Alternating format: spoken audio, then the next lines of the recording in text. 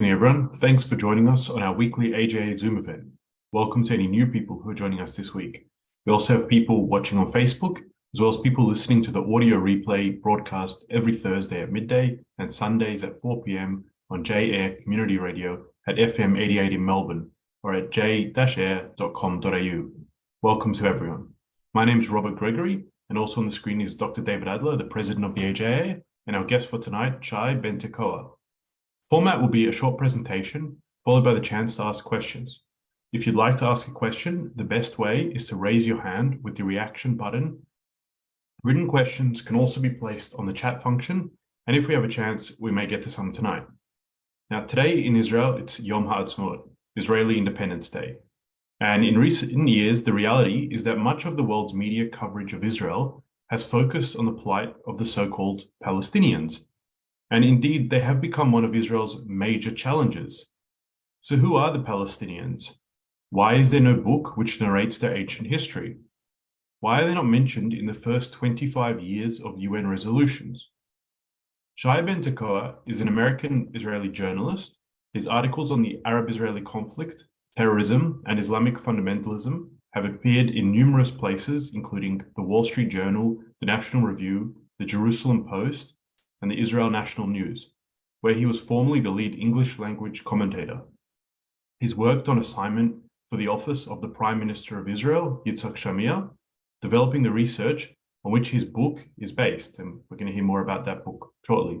So Shai, thanks for taking the time to join us on this very important day, and it's a pleasure to have you. Thank you for having me, and with pleasure I'll speak about my book, which is called Phantom Nation, Inventing the Palestinians as the Obstacle to Peace.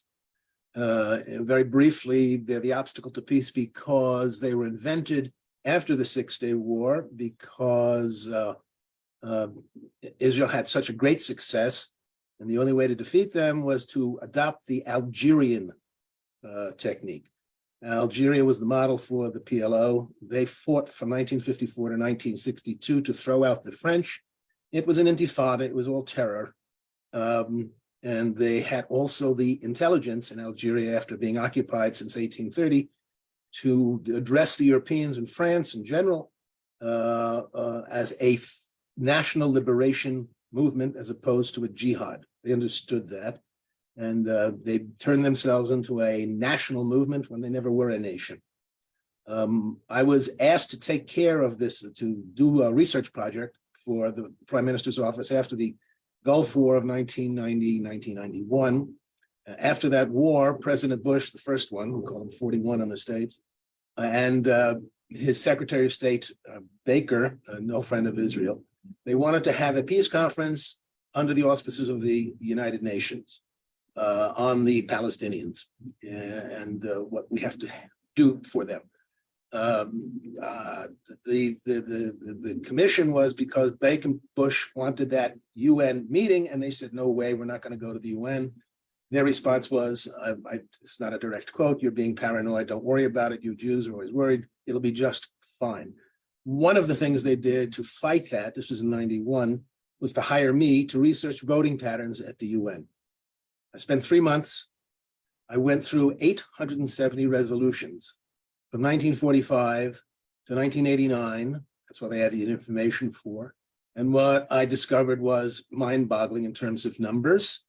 And my work was presented to them, and then they passed it on. And as a result of that, they went to Madrid under the auspices of the United States and Russia. It was part of the effort to stymie them in their desire to go to the UN. The purpose that I fulfilled for them also included my own covert objective. Being an old guy and remembering a world without Palestinians, I was 3 years I finished 3 years of college by the time of the Six-Day War. I was an adult. I remember the Six-Day War vividly. There were no Palestinians on anybody's brain at that point. There was no mention of Palestinians in all of the resolutions from 1945 to 1970. Now, in that period of 25 years, the UN was not lacking in Arab members, Muslim members. Nobody said boo. Not only that, in those 2 decades, the kings in Jordan never said a word about the Arabs on the other side of the Jordan River being another nationality. they didn't recognize them as another nationality. Not only that, they're direct descendants of Muhammad. That's their charisma. And all of a sudden, we have resolutions dealing with the Palestinians. Fortunately, as well for me, the number one English language propagandist for them was a professor at Columbia University, Edward Said, who began to make a name for himself. I knew him personally because I took a course from him the year before the Six-Day War. Nobody knew who he was, and he introduced himself to me and to all of the students as a Lebanese Christian who grew up in Cairo. He was born in Jerusalem, but that was incidental. We won't go into the reason why, but he was a Lebanese Christian growing up in Cairo. We had dinner with him one evening in a student apartment, not a word about Palestinians. This is 1966. So I was intimately connected to this story. He, as my book shows, was a complete imposter and a fraud, as the entire Palestinian movement is a fraud. There's no record of such a people in any kind of record. There's no Palestinian book that you can buy. There's no Palestinian history that you can discuss. It's an absolute disaster for the Israelis because the invention of the Palestinians as a national entity came from two sides. One was the Arabs themselves. As I say, they were imitating what was going on in Algeria. The first mention of the Palestinians as a national entity comes in 1959. This is 10 years after Israel comes into existence. In those 10 years, everybody called the Arabs who ran from the fighting here the Arab refugees. Nobody called them the Palestinians, including the Palestinians, including the Arabs, including the entire world. Why? Because those who ran away were largely migrant workers who had come from all over the Middle East. And because they were migrant workers, they had no immovable property to worry about. When the fighting ended, there were still 150,000 Arabs living in the new state of Israel, and they stayed put. Nobody chased them out because they had homes, they had property. The ones who didn't ran from the fighting in the belief that another 2-3 days, all the Arab armies would kill all the Jews and they could return to where they were, these migrant workers, and loot the property. That was their scenario. Didn't work out that way. So for 10 years, there were just the Arab refugees until at a Arab League meeting in 1959, Gamal Abdel Nasser, pharaoh at the time in Egypt, he invented Al-Kiyan al-Filastini in Arabic, the Palestinian entity. And he had spent 5 years helping the Algerian terrorists. He was running guns across the Sahara to them. He gave them radio space in Cairo for their propaganda. And that was the model. We're going to transform, he said, these Arab refugees into the ancient Palestinian people in imitation of what the Algerians had done. And that's the beginning. That's the first source of the creation. The second, and no less important, in a way even more important, was the assistance from leftists in Israel and the Jewish community worldwide who jumped on the bandwagon. The men who made the Oslo peace process, so-called, I call it the Oslo abomination, personally suffered from it. Those people, led by Yossi Beilin and other academics, they said, we cannot define this conflict as a religious conflict, then there's no solution. So let's define it as a political conflict.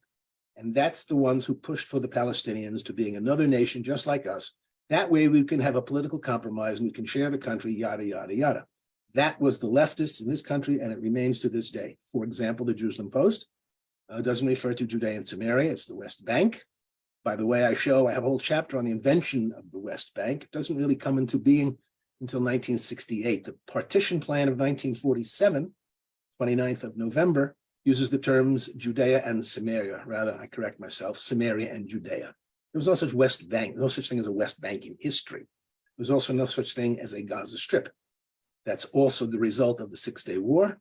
And in fact, the Palestine Mandate of 1922 says that all of the land west of the Jordan River will go to the Jews, and Eastern Palestine, as it was called, that will go to the Arabs.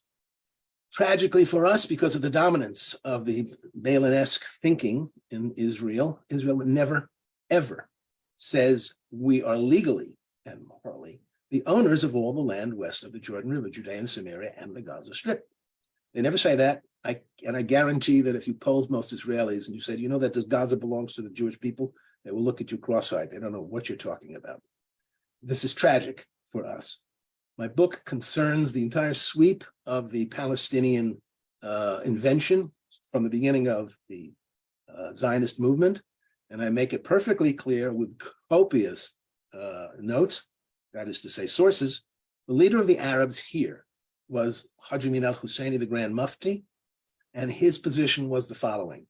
There is no such place as Palestine, and he is absolutely right.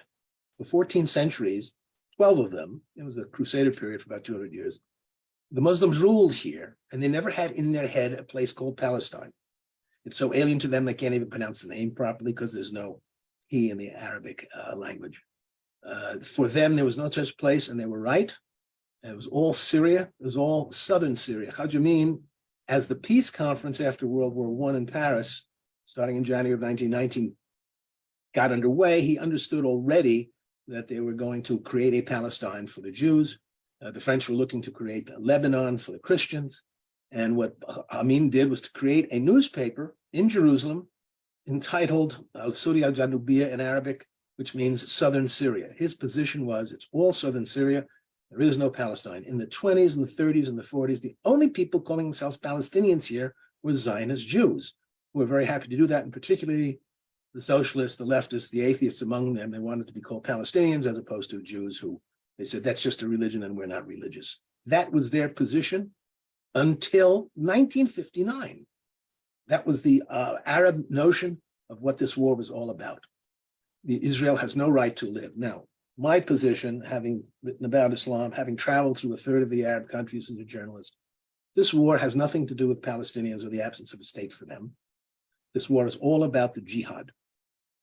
And if you follow the news carefully, you may remember, if you're old enough like me, in the 70s and the 80s, the terror gangs were all politically named: the Palestine Liberation Front, the Palestine Front for the Liberation of Palestine, General Command, etc. They had all these different political names borrowing the model of the FLN.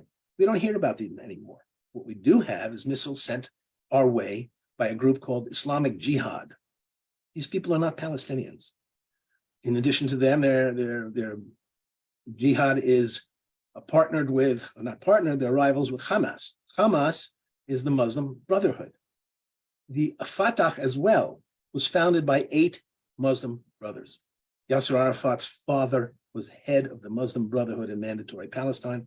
Yasser Arafat grew up in the Muslim Brotherhood, as did all 7 of his buddies who created Fatah in 1959.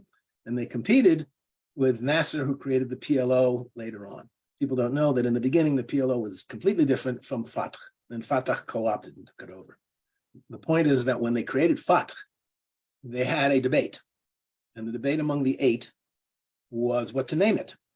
And half of them wanted to call it the PLO or something like that, modeling on the FLN in Algeria. And the others said, no, it has to be Islamic. And so they settled on Fatah. Why? Because Fatah is the chapter title of the 48th chapter, surah in Arabic, of the Quran. And in that, it's about what they call taqiyya, which is you can lie to tell your enemy you want peace, and then you don't have to keep your word. That's what the origin of Fatah was. Half of them wanted an Islamic name, half of them wanted a political name. They settled on that. Why? Because Arabic, like Hebrew, is all consonants.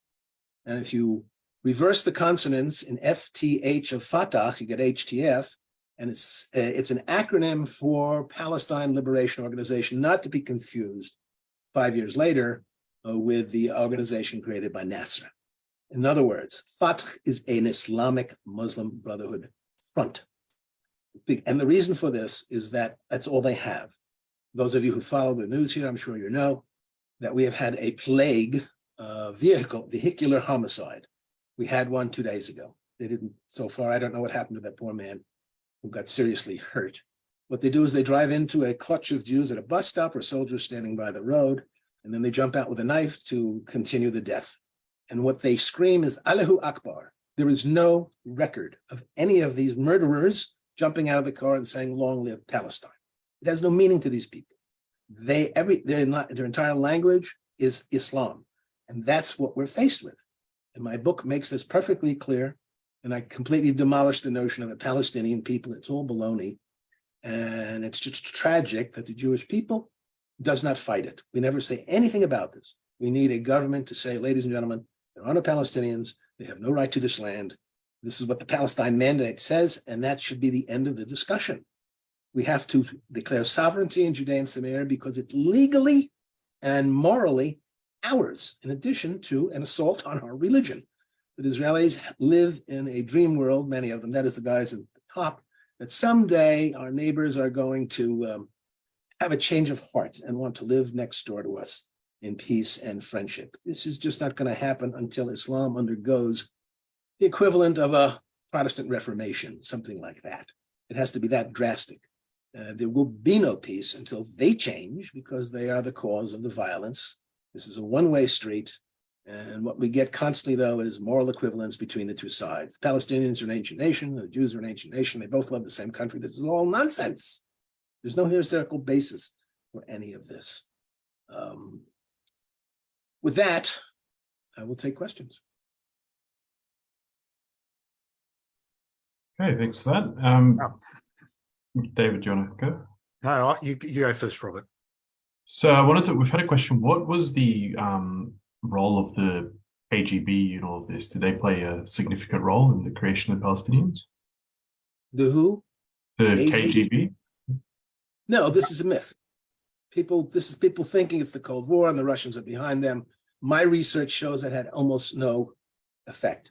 The reality is that the FLN was inspired by the KGB. It was inspired by Russia.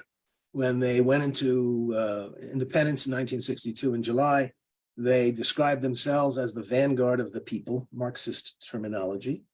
That was their model, but this was common among all these third world revolutionaries post-World War II. So many states came into being, former colonies, and it's exaggerated. In other words, in a nutshell, the Arab Muslims did not need to be taught about Jew hatred by the KGB. They have their own record of it. This is one of the tragic failings of Israel, is that there is no teaching in the schools here, as far as I know. I wasn't educated here, about the history of Jews in Muslim lands. It's the same as the Jews in Ashkenaz, not in every detail and with variations, but they were subjected, according to the Quran, there's a verse saying that the Jews must be oppressed and humiliated. The Jews do not have the right to live free of Muslim tyranny, because that's how we lived. In Islam, for 14 centuries, we're oppressed and humiliated. We had to pay the jizya tax.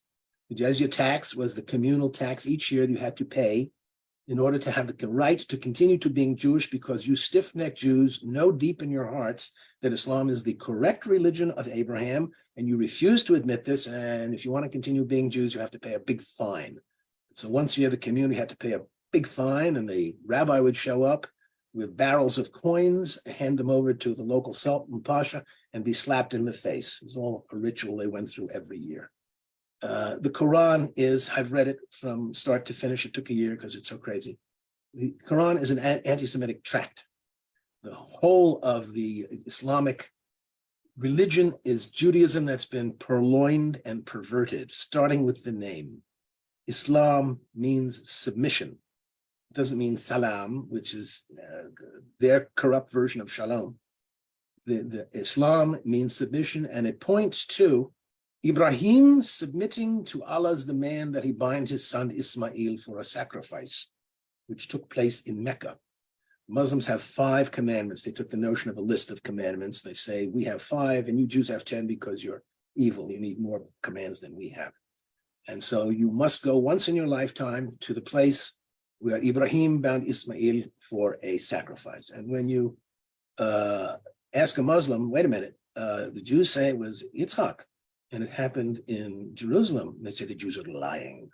They stole this from us. They have a story that Moses came down Mount Sinai with the Quran. The Jews took it out of his hands. They rewrote it. And 2,000 years later, Muhammad came along and restored the original text, so that the Torah is bogus. It's a ripoff of the Quran, which is, any psychoanalysts out there, it's a psychological projection. They stole our stories. The Quran has, by my count, at least 24 Jews whose stories appear in Tanakh. And they appear again in the Quran, only every one of them is changed.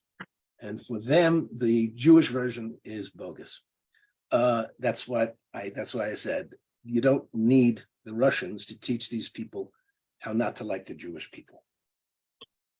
And how do you answer people on the left who say, well, maybe the Palestinians weren't a people, but now they've become one and we have to accept them as a people now? How do you answer them? Robert Gregory is your name? Yes. Someone comes knocking on your door and he says, I'm the real Robert Gregory and I'd like to spend the evening with your wife. What do you say about that? It's completely a lie. They cannot just, they do the same thing, and people do this with, it's the third holiest city in Islam, you know, and I say, who gave you permission to declare the Jewish people's holiest site to be your holiest site? It's a fiction that Jerusalem is holy to the three great monotheistic faiths, Abrahamic faiths. Islam is not Abrahamic. Why is it not Abrahamic? Read Genesis chapter 21.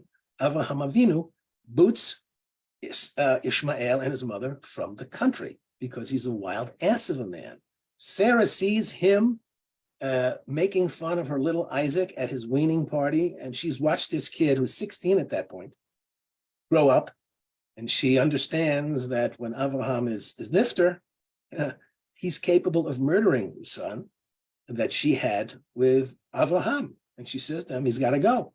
Avraham says, I don't want him to go. He's my firstborn son. I waited 86 years for a son. And then God says, this is all Torah, says to him, listen to your wife. She knows better than you in this one. I paraphrase, of course. And so they're exiled. It is not an Abrahamic religion also because Abraham was the kindest man in the world. And these people don't know kindness. They're very cruel.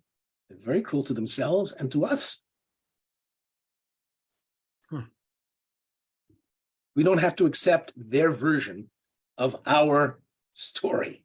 That's what we have to do. We are under no obligation to treat these people as having a title deed to Judea and Samaria. There's no reason for that. Can we boot them out of the country? No, that's the Kahanaite fantasy. It's just logistically impossible. What we can do is I would give them, that is the Christians, citizenship. They would be delighted.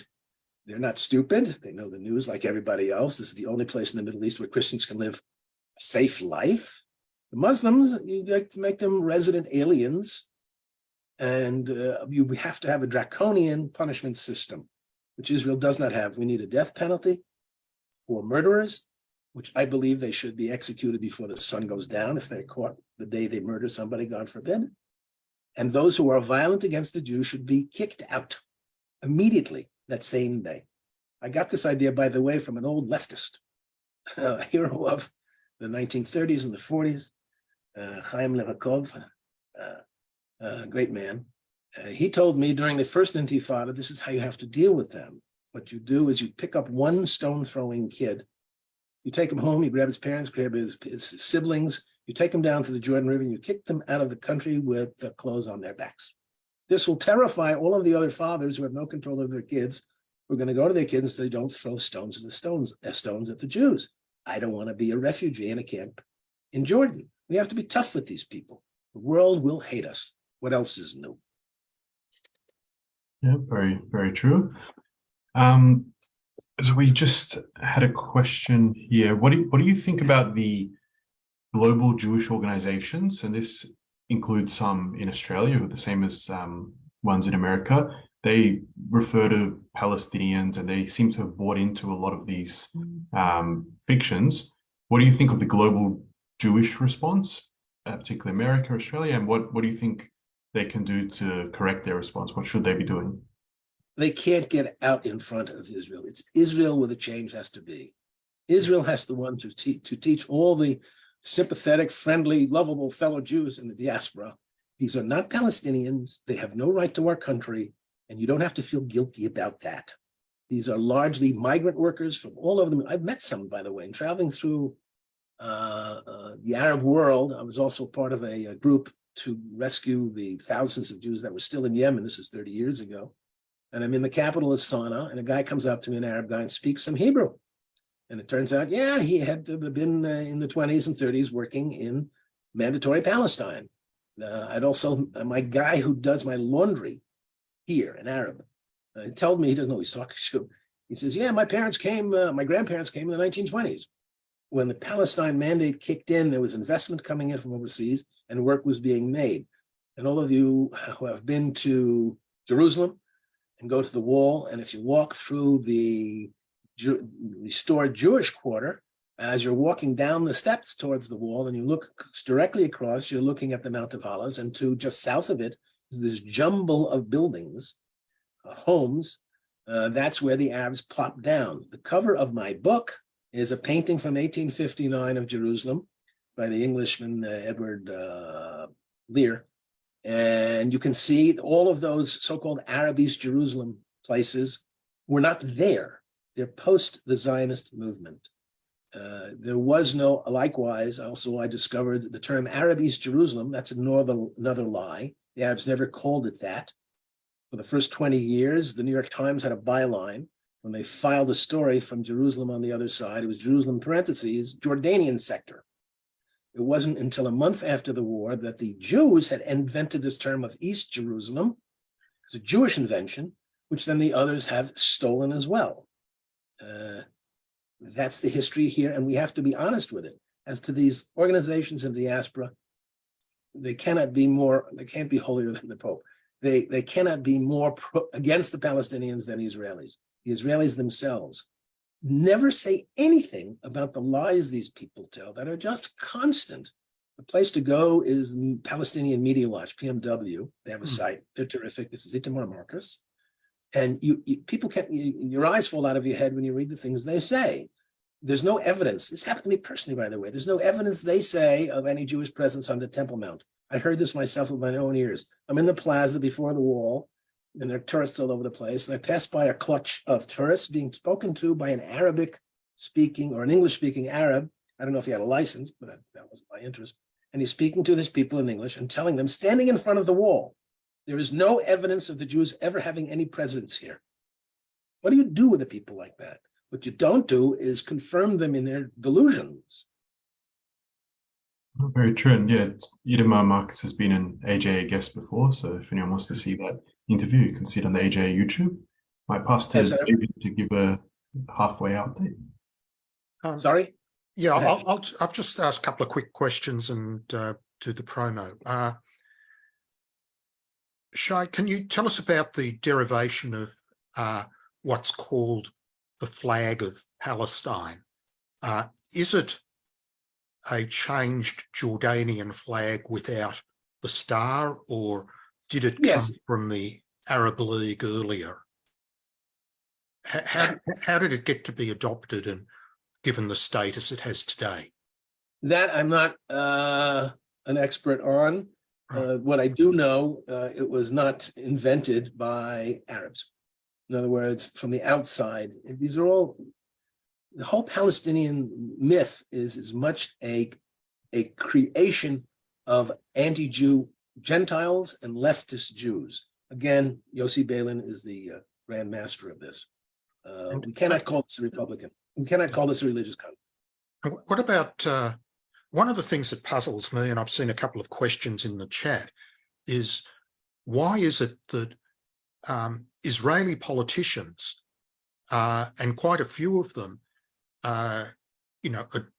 adopt the narrative of Palestinian, of West Bank, as well as some of the media. And I'm not just talking Haaretz, but across a lot of the Israeli media, similarly. Yes. And I agree 100% with what you said. Unless Israel takes the lead in this, they can't expect people outside Eretz Israel to do so. Yes, you have to go back to the beginning of the state.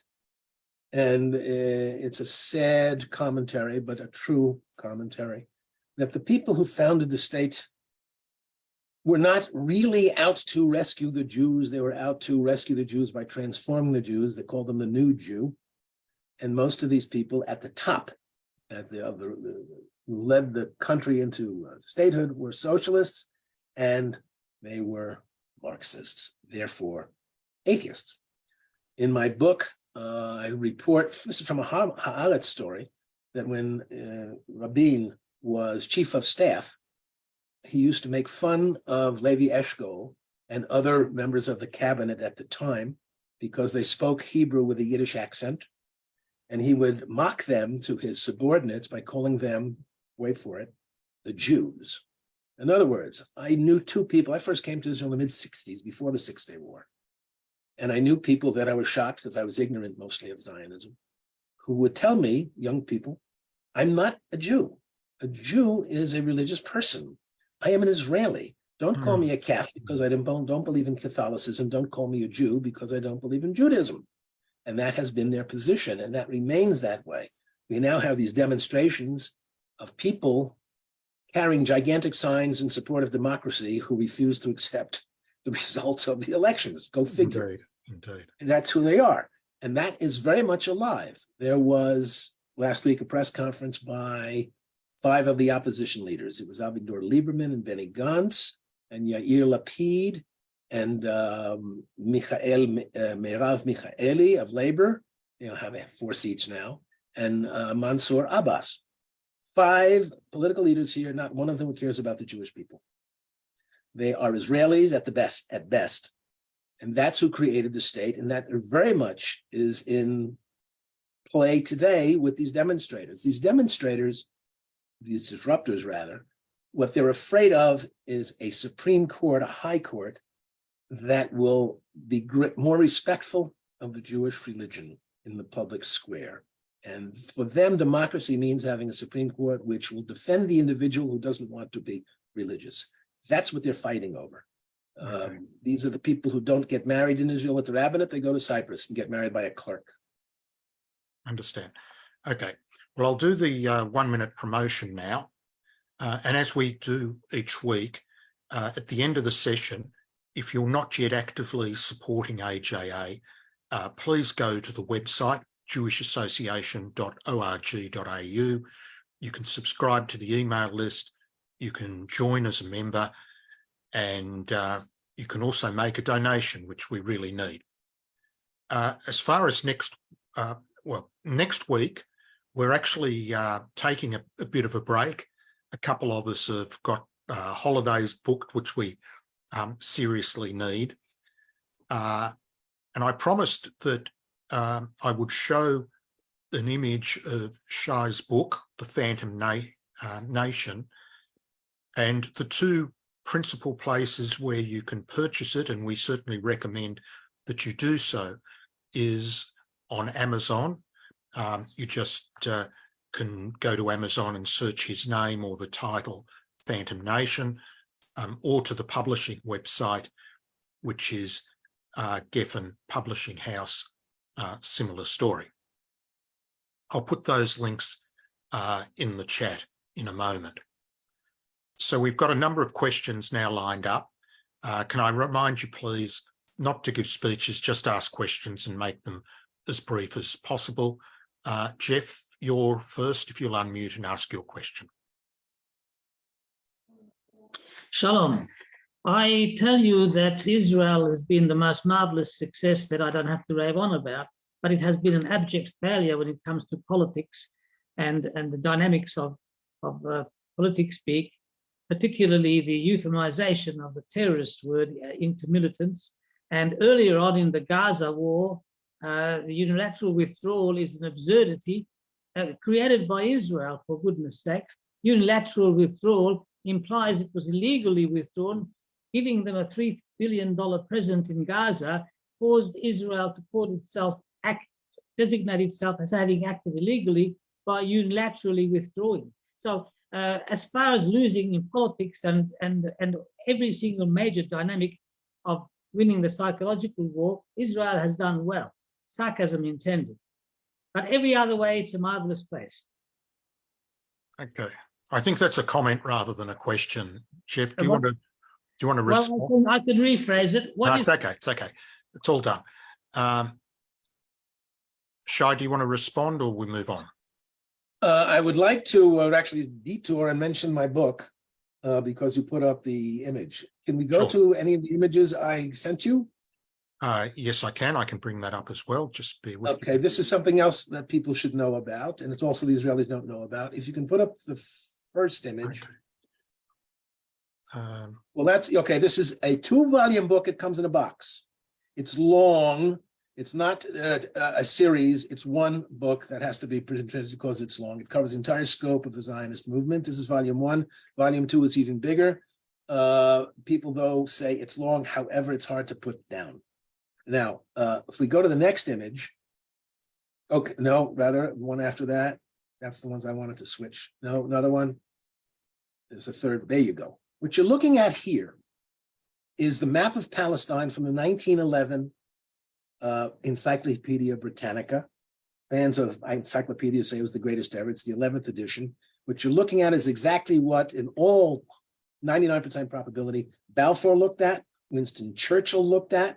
This is what was in use in 1911 before World War I. At the very top, it's not good here, but in the book, it's much clearer. At the very, very, very top, you'll see Sidon and Beirut. And at the very bottom, it ends just below the Dead Sea. The Jordan River is in the middle, almost in the middle, and slightly right of center. This is how people conceived of Palestine when there was no Palestine. In the same article around this, they make clearly, and it's in my book, it's clear that there is no such place now. It's only a memory. The Turks, I have a map of the Turkish area, and there's no Palestine in a Turkish map at this period. This is Palestine based upon the word maps that appear in Genesis and in Numbers in the Tanakh. This is how people conceived of it. This is what Palestine was for centuries in people's minds. We go to the next image, one more, go back to the other one. There you go. My book contains about 6 of these maps from different atlases and encyclopedias before the First World War. So just look to the Britannica one. This is another image. It's much simpler. It's much clearer. This is an 1898 map. And if we go back to the colored map, Dr. Adler? Yeah, trying. Okay. It's not, some So we reason go it's back. not moving. Well, we passed it before. Yeah, I know. It's there we are. There you go. This is the identical map you've just seen in black and white. I took it to a cartographer in Jerusalem, and I said, please put in the lines between the modern states from this map of Palestine from 1898. That's what you're looking at. I also asked him, do you have a program to tell me how this breaks down in terms of percentages? He says, yes. What's the percentage? 53% of classical Palestine, Lebanon, Syria, and Jordan is in their hands right now. Jerusalem or Israel from the river to the sea is only 47%. What Israel might do if it cared about the history, and it doesn't care about the history, that's the problem. They want a solution. Let's not get bogged down in the history. Let's have a solution tomorrow. Nonsense. You look at this map and you understand that if the Lebanese, the Syrians, and the Jordanians want a Palestinian state, they have to withdraw from the 53% they're in occupation of. Israel doesn't make this case. We have less than half of classical Palestine. And what is classical Palestine? Eretz Israel, as it was known for thousands of years. This is also in my book. Israelis want a solution. They don't care about the past, and it's just a huge propaganda mistake. They have to say there are no Palestinians. They have no rights here. And we might go to Andy with the next question. And Andy, I don't know if everyone hopefully saw this week, laid a wreath for Anzac Day, which you can tell us about as well. So. Yes. Question? Okay, yes. First of all, I just want to say yesterday I had the honor of laying a wreath for AJA at the Anzac Day at dawn at Mount Scopus, and it was an honor. My question to you is, I don't know how to handle a situation that happened to us Monday as we drove from Tapioca to the Dan Hotel in Jerusalem. We were going on Waze. Waze led us the wrong way. We went on a one-way street. Yep. All the cars had Israeli license plates. We had our Israeli flags proudly on our car. All of a sudden, 3 teenagers came up. 2 of them grabbed our flags. One had, it looked like a pipe bomb or something with a trigger, and shot rocks at us, scared us to death. Yep. I spoke to somebody from the Israeli government. Nothing we can do. I spoke to some Israelis. Nothing we can do. The thing that bothers me is the world does not know the horrors. Now, these people who have Israeli license plates are getting the same benefits I'm getting. They're paying the same price I'm getting for insurance and for pensions and everything. What can we do? Thank you. Read my book and pass it along that there are no Palestinians. What you went through, by the way, is a result of the Israelis who want to have their cake and eat it too. I'll give you a little heresy here. They all say, these, particularly the disruptors, we want a Jewish and democratic state. Listen carefully. This is an oxymoron. You cannot have a community of Jews and non-Jews and say they are equal. If the country belongs to the Jews, if you're not Jewish in this country, it's not yours. 20% of the population with citizenship are Arabs. They cannot sing the national anthem. National anthem, Hatikva, speaks of a Jewish heart pining for this country. This is a false desire on their part because they want to have their cake and eat it too. Very human behavior. They wanted a Jewish state at the same time. They wanted a liberal democracy like all the other democracies. They want a separation of church and state, yada, yada, yada, which, by the way, might not be a bad idea, but that's another story. What you can do? Nothing. And you won't be able to do anything until Israelis gird their loins and accept that the world will hate us when we say this is our country and it's not theirs. In 1948, at the beginning, there were 7 independent Arab states. Most of them had come out of the breakup of the Ottoman Empire after World War I. No Jewish state until May. Then you had 1 Jewish state and you had 7 Arab states. Now there are 21 independent Arab states. How many states do they need? They need a 22nd state. Otherwise, they have the right to kill all Jews here. Israel has to fight this and say you have enough states. There are also 56 officially Muslim states. What Israel has to do is to mimic what goes on in the Muslim states.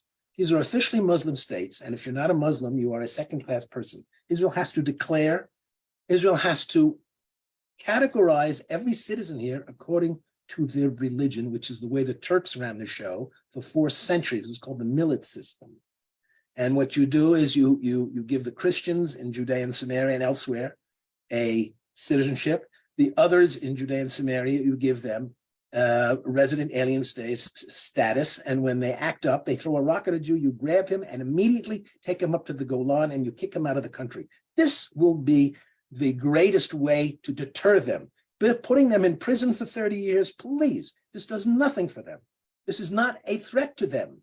They get a salary when they go into prison. They get 3 meals a day. They get free health care, free dental care. What are we, crazy? Yes, we are crazy.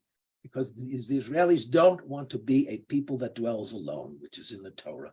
They want the world to love us, and the way would they get the world to love us is by being good to the Palestinians.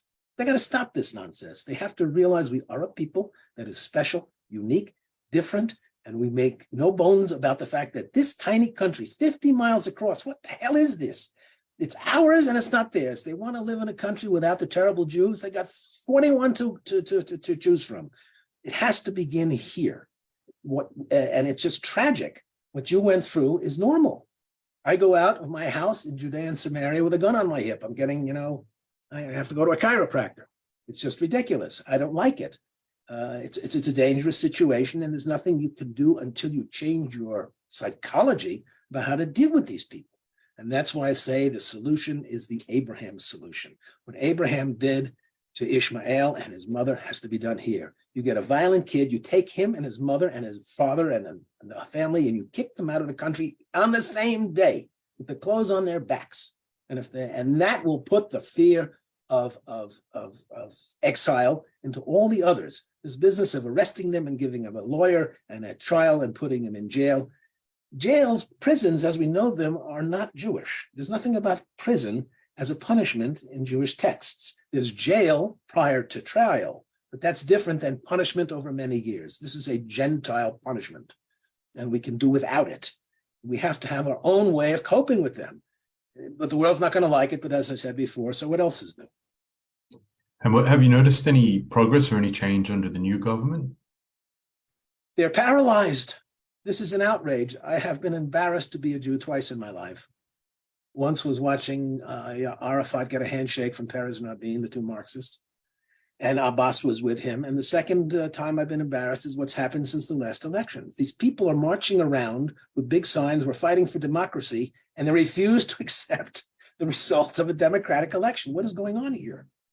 And they're getting the help, tremendous help. These demonstrators, these disruptors, they carry these gigantic Israeli flags that are paid for by outside people, leftists in the States, in Europe, foreign countries. Everybody wants us to maintain the situation now because they want the Supreme Court, which is an abomination. Just happened yesterday with this, the Attorney General said that the defense minister cannot prevent 150 so-called Palestinians to come and join a mutual mourning over the victims on both sides. This both sides business, this moral equivalence business is toxic. It's poison. There is no equality between us and them. All right, let's go to Roland. I'd like to ask you a question. Please. Yes, I just want to say that I'm not a Jew, but in 2015, after my wife passed away, I went to Israel, I went to Jerusalem, and I felt like I was going home. And more recently, I went to Israel just prior to COVID, and I sought out the Palestinian Authority to get a certified Palestinian tour guide. And he took me to Jenin and Nablus, Shechem. And I just wanted to see what was going on. And I have a question at the end of this. You need to get to your question, not too much of a talk. Okay. Well, in Jenin and Shechem, I went to UNRWA, the school there, and so on. But this tour guide name was Shaheen. And I asked him what his roots were. And he took exception to that. And he said, I'll fight for my life for this land. And I discovered that that he was, by his family name, he was not belonging to the land. It's a Lebanese name. Well, actually, it was Iranian or Indian. And he, my question is, in all of this, that one of the biggest disappointments I have is that the Jewish people themselves, there's so much angst and division, and I just desire to see unity amongst the Jews themselves to make Israel strong and what it should be. Thanks, Roland. And my question to you is, how can we bring unity amongst the Jewish people in the Knesset, in Israel itself, and home here in Australia, some kind of unity so we can have strength and go ahead and achieve what needs to be achieved. You say you're not Jewish, so you may have not heard the expression, you get two Jews together, you get three opinions. We are a combative, argumentative people. The Talmud is 18 volumes of rabbis arguing with each other. So that's not a problem that we disagree. The problem is, from my perspective, is that we're not religious enough, because that's the essence of the identity. I did not grow up an Orthodox Jew. I became an Orthodox Jew because it became clear to me sociologically that that's the only true Jewishness. It's the only one that's having babies. The only ones who are praying, who are filling in for what we lost during World War II are the Orthodox. That's the authentic way of living. And without that, we're in trouble. I look at these disruptors waving these gigantic Israeli flags. I said to one of them, why are you doing this? Aren't you afraid of what we call in Hebrew now, adata, meaning religionization? They're afraid that religion will take over. That would be just terrible. I said, why are you waving the flag? And she said to me, what's the problem? That flag contains two religious symbols. One is Magen David, the shield of David, a very religious Dati Le'umi guy. And then there is the two stripes, which is modeled on the prayer shawl. When they created that flag, the early Zionists, I think in the 1890s, and they look for symbols. Every symbol you can come up with associated with the Jewish people is religious. That's the essential identity. The problem is that the ruling class here wants to de-Judaize the country. That's why they want to be on the side of Palestinians. Everybody's in love with the Palestinians, the victims of these terrible Jews, and they don't know how to deal with it.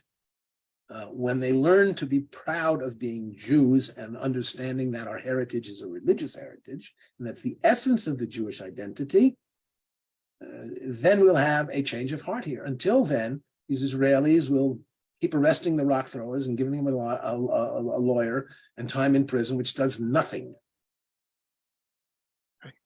Leon, you're next, if you can get straight to your question.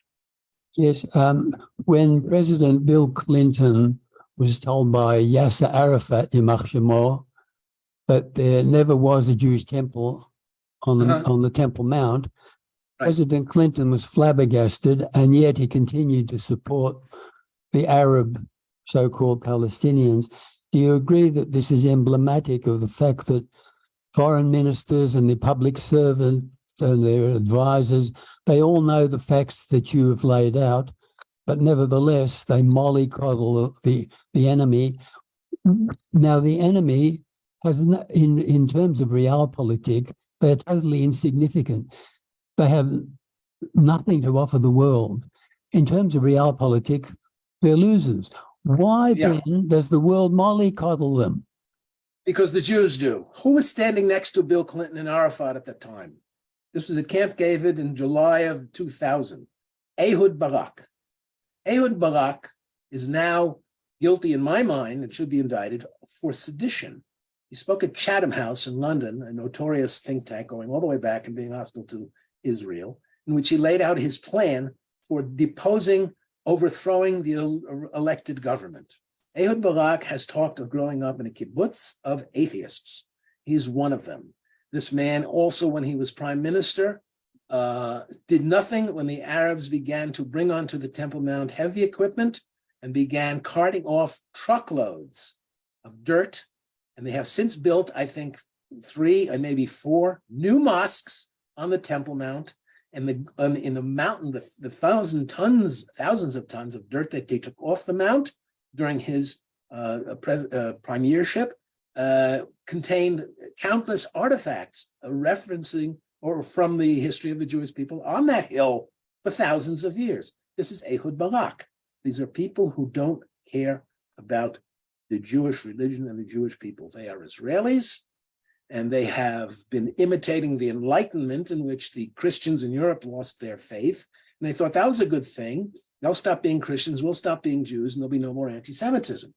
What the great Zionists did do is create this wonderful state, which is wonderful in so many ways. Leaders in computing and science and medicine, this is wonderful. When it comes to politics and the political structure here, they're losers precisely because they have been running since the beginning from their Jewish identity. That's why at Camp David, Ehud Barak thought that he could give away the Temple Mount and keep just the wall because this idiot, or rather ignoramus, doesn't understand and didn't understand that the wall is not the holiest place of the Jewish people. On the contrary, it's a mournful reminder of the loss of our temples. That's who's in charge here. Well, that's who's founded the state. And that's the great problem we have. They don't say anything about the lies these people tell. They don't say anything lies about the Palestinian identity. And they just want to go along and get along. And if everybody says the Palestinians need a state, well, we have to go along with that because we want the world to love us. Let's go to Anthony's iPad. Hi, can I ask a question on behalf of Hugh Kitson Shai because he's lost his voice, and he wants to know what do you think it will take for the Palestinians to come to realize that Israel is here permanently, the Jewish state? As I said before, these are not Palestinians. I think the best term for them, and which Israelis should use, is Muslim colonists. They are the imperialists, not us. Right? See us as the imperialists of the West and yada, yada, yada. They are a predatory, world-conquering ideology. And Israel has to accept the fact that Islam is fundamentally anti-Semitic, and only until they change their religious views, as the Vatican did in 1965. There was a revolution in Catholic doctrine. They remain loyal to the New Testament notion that the Jews, the Pharisees, Orthodox Jews, were responsible for killing Jesus. But thank God, they removed the stain from every Jew thereafter. The Muslims have to undergo some kind of change, and it wouldn't hurt if the Israelis politely encourage them to do that. These are Muslim colonists. These people are out to take over the world. I follow what's going on in Europe, and it's a nightmare. I'm glad I'm not going to be here when it turns Muslim, because it's going to happen in another 40 years. You know, all these Muslims are taking over France, Germany, Belgium, England, and the locals are just doing nothing about it. So we have to stop calling them Palestinians. Don't expect them to make a decision. No Palestinian so-called here will go against Islam. And when you say the Jews have a right to live here, and if you are a so-called Palestinian, you put a target on your back. You make a target of yourself to all other Muslims. If you follow the propaganda out of Iran, it's the same story. That's what the enemy is. The enemy are, these people are Muslims, and Islam is a form of anti-Semitism, and everything having to do with Palestinians and Palestinian nationalism and what the Palestinians want, they don't count. As the previous speaker said, they're losers. There's nothing there. It's just a false front. All right, I think we've got time for just one more question. So Peter, if you want to unmute and ask your question. Yes, thank you. My question is about reactions from the opposition to the judicial reform issue. What was your reaction to calls by such people as Lapid and Benny Gantz for civil war and war, quote unquote, in order to undo the judicial reforms? These calls struck me as being absolutely shocking. I'm just wondering what your reaction was. I'm with you, sir, 100%. It is shocking. It's seditious. It's horrifying. It's an embarrassment. They have no sense of democracy. They're saying we're fighting for democracy and we don't pay attention to the election results. What is this? These people are fighting for their lives, which are non-Jewish lives. They don't like to be told that they can't get into their car on Saturday and go to the beach. I remember years ago when the daughter of Moshe Dayan, who gave back the Temple Mount, that Moshe Dayan, what he did in 1967 is emblematic of the entire problem. He gave back the Temple Mount to the Muslims. His daughter Yael would on Yom Kippur go to the beach in her bikini and pose for the photographers. Her brother, the late Asi Dayan, said, I have never set foot in a synagogue and I never will. That's who these people are to this day. They don't want to be bound by Jewish tradition, laws, culture. And when they speak of this sedition, we can't do anything because the Attorney General is a bureaucrat appointed by the Ministry of Justice. The political system here is for the birds. The political system, the high court system, is just terrible. The Minister of Defense, as I said yesterday, said these Arabs cannot come to join this kumbaya, multi-culti ceremony, mourning the mourning for the defense, those who were killed on both sides. What happened is that they went to the High Court, and the High Court said, you got to follow the Attorney General. In other words, the Minister of Defense has no power. The Attorney General makes these decisions, and you can't do anything about the Attorney General. The Attorney General is the one who should be indicting these people on the left, speaking of revolution and civil war and all that stuff. This is sedition. What are they doing? These people have no understanding of democracy, and they wave the banner of democracy. I'm with you on this, but there's nothing we can do until we get the reform. I hope Mr. Netanyahu goes ahead, full steam ahead, and hell, excuse my English, with everybody who complains about the judicial reforms. We have to have these judicial reforms to strip this High Court. Last comment here, I see we're out of time. The guy who created this judicial revolution was Aharon Barak, who we found out the other day has never looked inside the Bible, has never looked inside the Talmud, knows nothing of Jewishness. He was the Chief Justice of the State of Israel. My goodness. Yeah, well, I think it'll be interesting to see whether Bibi Netanyahu has the strength to push through these reforms, which the people voted for. But I just want to thank you for joining us tonight, Shai. You've clearly exposed some of the lies that we see all around the world being repeated about the Palestinian Arabs. And I'd encourage people to buy your book, which, as we mentioned, can either be done through Amazon or through Geffen Publishing. Before we go, the L'chaim Show with Morris Klein will be on now, 3ZZZ or FM 92.3. So that's all we have time for tonight. Don't forget, you can keep up to date with what AJ is talking about by joining our free email list at jewishassociation.org.au, as well as on our Facebook page and through our other social media. For now, we wish you all a very good evening. We look forward to seeing you on the 17th of May, which will be our next Zoom. And thank you again, Shai. Thank you, everyone. Thank you. Really excellent. Thank you.